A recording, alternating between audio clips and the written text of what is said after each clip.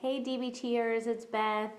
I wanted to talk to you about shame again today. I wanted to talk to you about the kind of shame that we experience when we just sort of feel an overall sense of shame about ourselves, when it's not related to a particular action or a particular regret, but more in terms of when we haven't particularly done anything that violates our values, but we feel bad about ourselves. We feel nervous, and sort of sometimes we can have a tendency to feel like we're going to be found out, or there's something bad and wrong about me, but we don't particularly know why we feel that.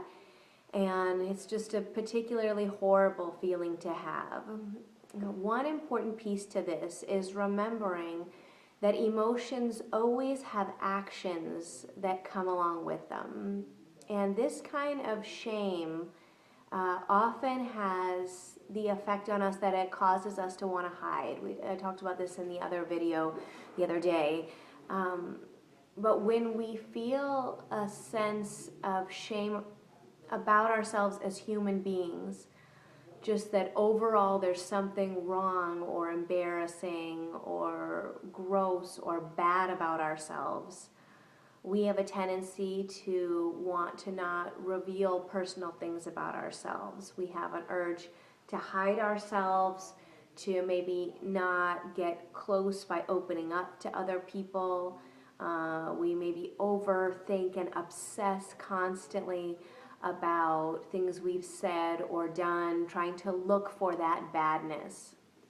And remember, our actions can either reinforce the emotion if we follow that urge, or what we can do, and this comes back to some basics of how to regulate emotions. We can't choose what emotions we have. What we can choose is how intense they are.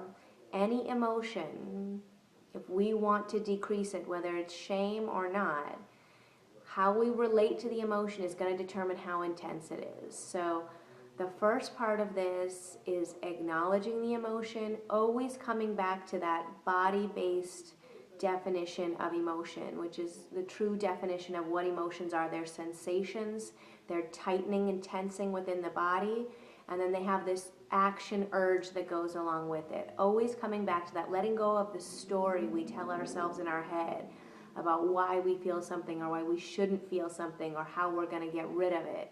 Letting go of that like we're dropping something out of our hands, and instead making a choice to be present with the emotion, to notice and acknowledge it, not trying to kill it. Remember, the more you try to control the emotion, the more it's going to explode.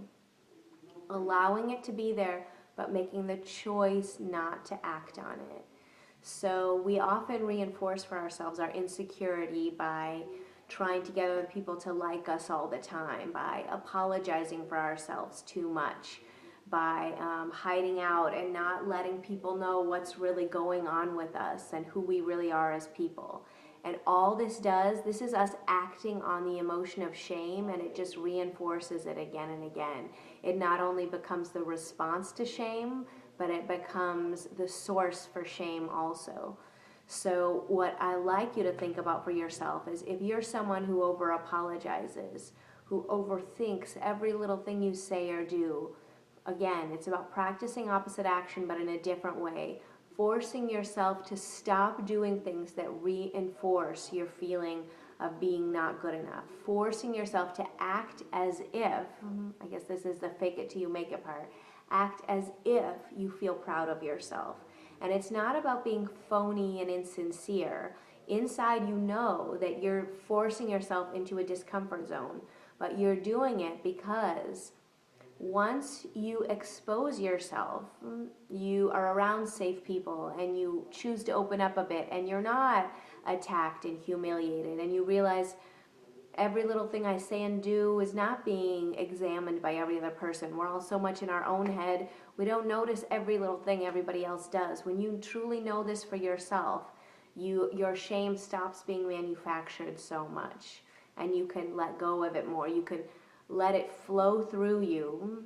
experience the same emotion, but have it move on very quickly because you're not reinforcing it with your actions.